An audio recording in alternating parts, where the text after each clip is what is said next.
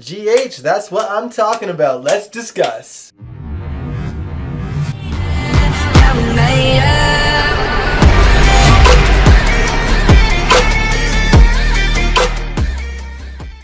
How's it going, everybody? Welcome to General Hospital MV, my GH after show. Let's get into it because this week was wild. The first thing I want to talk about this week is Brooklyn. She and Ned finally had some closure this week. She said that she loved him and forgave him, and he did the same thing, but she insisted that she needed to leave Port Charles for a little while to get some clarity. She then leaves to go to the Metro Court and runs into Valentine, where she says her goodbyes to him. He hopes that he sees her again soon, and when he leaves, she says that won't be a problem, and she pulls out a damn pregnancy test. I was like, no! In hindsight, I'm pretty sure this must have been the plan for when Amanda Setton, the previous actress, got pregnant. But then, of course, COVID happened, and by the time that the show came back, she was already on mat leave, so I think things got pushed back a little bit. By the way, if you didn't know, those were actually Brianna Lane's last scenes as Brooklyn. The next time we will see her, it'll be Amanda Setton again. I'm not gonna lie, I'm kind of sad about it. I mean, we've really had a lot more time with Brianna's Brooklyn than we did Amanda's.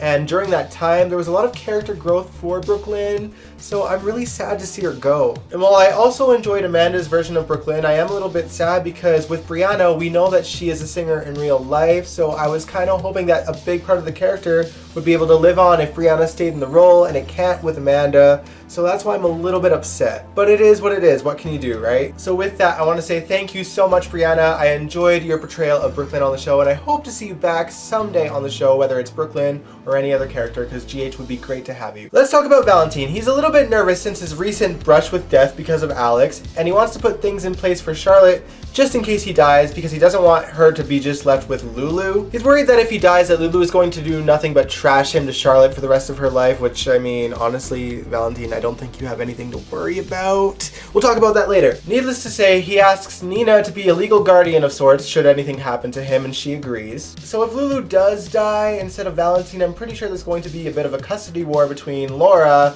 and Valentine, or possibly Dante and Valentine. I guess we'll find out soon. Ooh, speaking of Nina though, she is a little bit torn because she's suddenly given up hope on tracking down her daughter. Jax thinks that she shouldn't give up, and so does Valentine, but unfortunately for Jax, Carly had just magically figured out that Nell was Nina's daughter, and that theory that I had last week is suddenly being put into motion. Jax goes over to Carly and she tells him that she knows that Nell is Nina's daughter, and with everything that Jax knows about the baby being from Florida, it all makes sense that Nell is her daughter, which I still freaking hate. But of course, Carly convinces Jax to keep it a secret from Nina, which makes him no better than Valentine. So much for the white and shining armor persona that you have, Jax. This is not going to end well. Let's talk about the teen scene for a second. Now, Jocelyn and Trina are studying for their SATs, which confuses me because we just seen them vote in an election, and it's my understanding that SATs in the United States are taken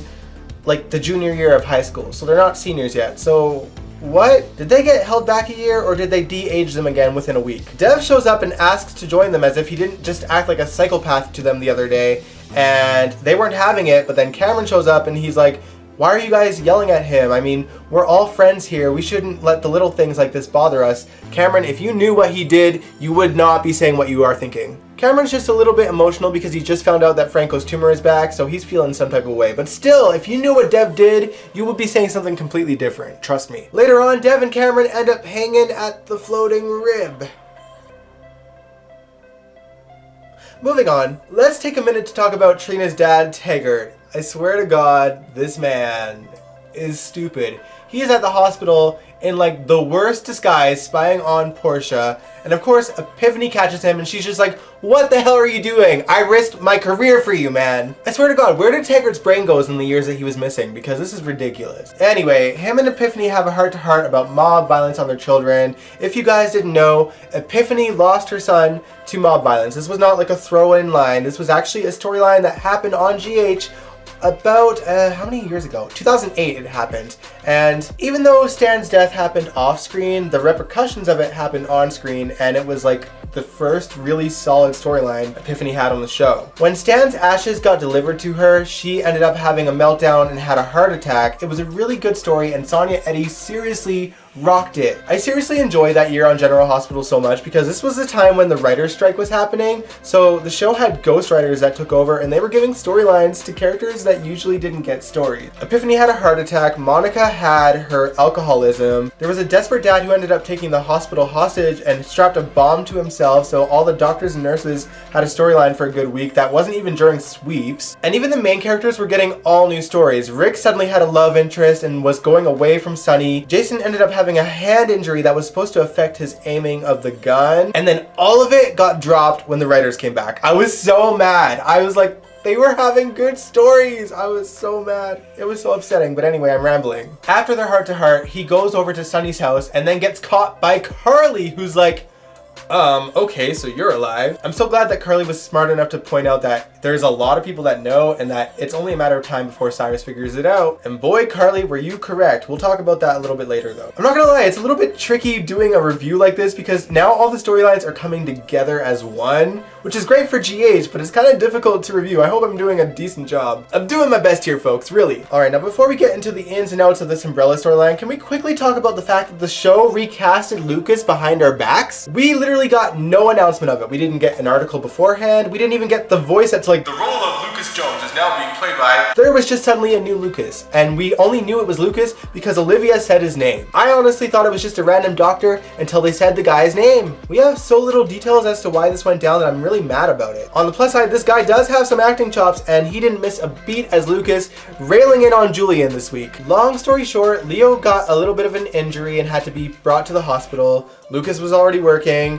Olivia called Sam, they didn't call Julian. Julian was upset about it. And Lucas was like, well dad, given the shit that you put me and Sam through, I can't blame Olivia for not telling you anything. Julian tried to deflect and he was like, you know what Sam, maybe you should worry about your mother because she is in a bad way right now. And Sam was like, don't worry, I'll figure it out myself, stay out of it. And we'll talk about how she figures it out a little bit later because I'm trying my best to do things in order and it's really difficult with all these stories coming together. All right, now I'm gonna do my best to try to reel things in and bring things full circle. As you guys know, last week we ended off with Sasha overdosing in Cyrus's apartment. Brando stormed in and Cyrus was like, get rid of her, so he drags her out of the apartment and then he calls Sunny and Jason and tells them what happened. He then brings Sasha into the hospital. The paramedics think it's an overdose already and Brando brings up the fact that he thinks it's cocaine that she's on. Brando technically can't even confirm or deny that it was cocaine because when he came in, she was already overdosing, and before he went in, there wasn't a whole lot of time between when she could have taken the drugs and when she overdosed. Brando was actually texting Sunny across the room and saying that it would have had to have been a mountain of cocaine for her to overdose as fast as she did, or that the cocaine was laced with something. What do you guys think? Now, while all of this was happening, Chase had just walked in on Michael and Willow having sex. Chase couldn't get out of there fast enough, and then right after that is when Michael got the call from Jason that Sasha was in the hospital, so he leaves. Willow didn't realize why he had left, and she goes to meet up with Chase so that they can talk about what happened. When Michael goes in to see Sasha, he walks in on Cyrus being in the room trying to kill her, and he drags his ass out of there. In that moment, all the gloves came off between the mobsters and the war has officially begun. Brando does manage to get Cyrus out of there before hostilities take place, but Sunny does make it known that he is not afraid of trouble because whenever trouble happens the last 25 years, it somehow manages to disappear. I'm not gonna lie, I kinda loved that line because Cyrus has been acting so smug and confident this whole time that it's nice to see him shaking his boots a little bit. After all that drama, Michael then calls Willow and tells her what happened to Sasha, and she and Chase make their way to the hospital. Michael and Willow are both baffled by the fact that she spiraled out of control so quickly and that it had to be more than just a breakup. Willow's feeling a little bit guilty because she believes that it's because she was still in love with Michael and that if she said anything to Michael in the first place, then maybe she could have saved Sasha. When Chase realizes that Willow is blaming herself, he feels incredibly guilty and decides to confess to Willow that he and Sasha never had an affair. That actually shocked me because, to be honest, when Michael and Willow had sex, I was like, that's it, the secret is never going to come out. And on top of that, Carly told Michael the truth as well, so he knows as well. I'm so freaking happy. Willow and Michael aren't happy, but I am so freaking happy. I don't know how exactly this is going to play out from here on out because obviously Sasha knows that she got those drugs from Cyrus and Cyrus ain't gonna let her live. I feel like he's going to come after her every chance that he gets. She is a liability. She is technically the only one that he knows of that can actually bring him down. Later on, Cyrus goes to Julian to blackmail him again. This time he wants Julian to get rid of Sonny's right hand, Jason Morgan. Julian, of course, doesn't want to do it, and he decides to give him a counteroffer, information about Taggart that he needs to know.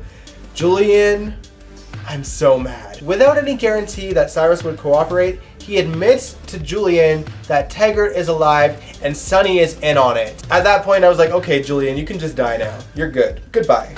R.I.P. Naturally, Cyrus didn't budge. He has the letter that Ryan Chamberlain got from Nell, and he can use that as leverage for the rest of his life. Cyrus also points out that he is watching all of Julian's loved ones, so if he leaves Port Charles, they're in danger. And with that, Cyrus gives him instructions to wait for a package that he will get and to meet him later, and he will tell him where to deliver it. He makes it pretty obvious that the package is a bomb that will be delivered to Jason Morgan at some point. When Cyrus and Julian meet up at the docks later, he tells him that he will be delivering that package to the floating rib, which is where he knows Jason is going to be, and I'll tell you how he knows in a little bit here. What could go wrong? Okay, now that we've laid the groundwork, let's talk about the in-betweens of how this happened. So Sam and Danny were at the Metro Court where it was very clear that someone was keeping an eye on them. Alexis is also at the Metro Court drinking. She's only one drink in, but Sam puts her on notice. Soon after, Cyrus shows up and talks to Alexis, and Alexis couldn't help but be no filter and confronts him on the drugs. Sam goes up to Alexis and she's like, you know what, Mom, why don't you go home for a bit and then you can come to my house and say goodnight to the kids. Alexis is confused but grateful, but obviously Sam's plan was to have an intervention. Molly was already there babysitting Scout, and her plan is to stage an intervention with Diane and Valentine and not Christina for stupid freaking reasons. Why they don't want this girl on the show is freaking beyond me. But that was the game plan. But before Alexis got there, she actually ran into Cyrus and Julian and overheard some of the conversation, and they shared a bit of a touching scene, I guess, but I'm pretty sure that those might actually be the last scenes we'll see Alexis and Julian together. So there's your crumbs, Julexis fans.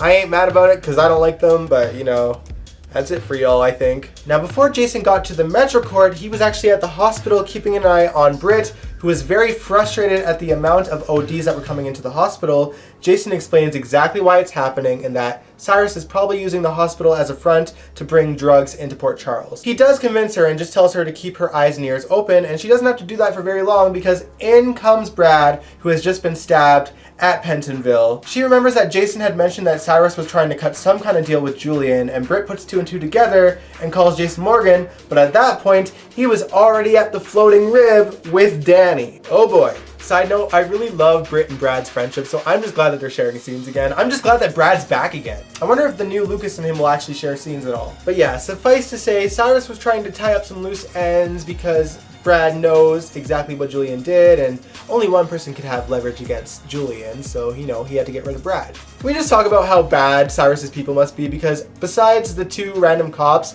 he couldn't actually kill Taggart, he couldn't kill Ryan, he couldn't kill Brad, he couldn't kill Sasha, he couldn't even kill Jason, he's probably not going to kill him again. This is General Hospital, Sonny and Jason aren't going to actually die. Oh, and since we're talking about loose ends, I should mention that Sonny did confront Ava on the fact that Ryan got stabbed conveniently at the time that she showed up, and Nicholas stepped in and confessed to trying to kill Ryan, and Sonny bought it. So I guess for now, Julian is safe, not that it actually matters. Let's talk about Laura. She is back in Port Chuck, and like I predicted, she was on the phone with Scott Baldwin, and she meets up with him to talk about the case that has been heavily redacted that Cyrus is looking into. The more they talked cryptically about it, the more I realized that this is probably about a rewrite that happened in the early 2000s. I knew I jinxed myself, I knew it. So let me tell you the story. In the early 2000s, Luke and Laura were about to get remarried, and Laura wanted to go into the attic of the old Weber house to find something, and she was getting little bits and pieces of memories.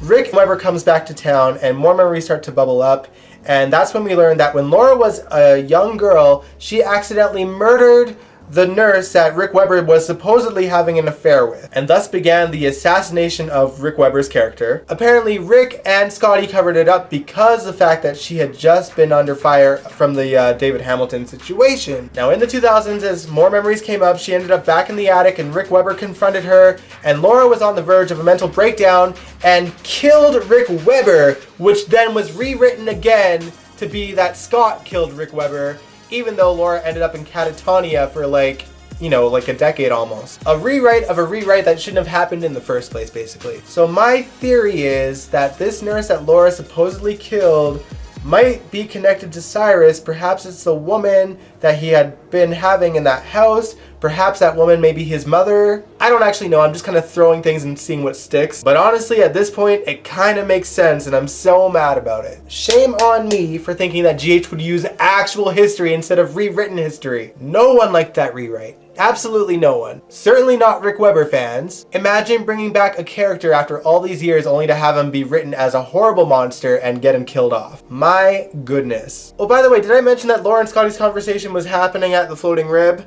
That's when Lulu shows up and talks to Laura about her messy love life and how she can't choose between Dustin and Dante. Laura thinks that she should just be honest with Dustin and say that maybe it's not a good time to move in. And then eventually Laura goes over to meet up with Sunny at Valenino's where Dante is, and she just hints to Dante that Lulu happens to be at the floating rib, and that's where he makes his way to. Now before Dante got there, Dustin showed up and Lulu wanted to talk to him about, not moving in just yet because she needs to sort out her feelings.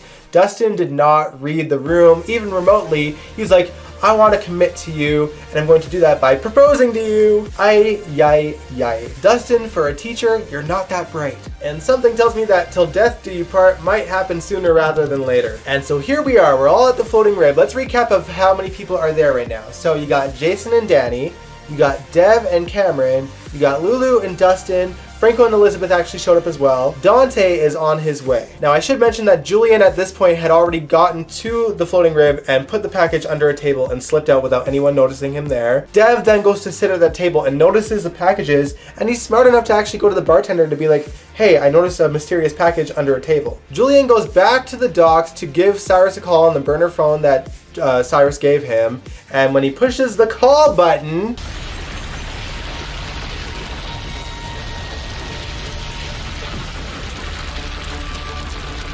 kaboom! And kudos GH for building a much bigger set for the outside of the floating rib other than the little door and the trash can in the corner. It was an impressively big set for GH these days. And the explosion actually looked pretty decent compared to the last one of Anna and Valentine, so props to you there. But yeah, that is how you do a cliffhanger on a Friday, GH. Props to you. This was a really good week for General Hospital, and I am excited to see what happens next week. Let me know what you guys thought of this episode in the comments below, and if you liked this video, give it a big ol' thumbs up, subscribe if you want to, and I will catch you guys later. Peace out.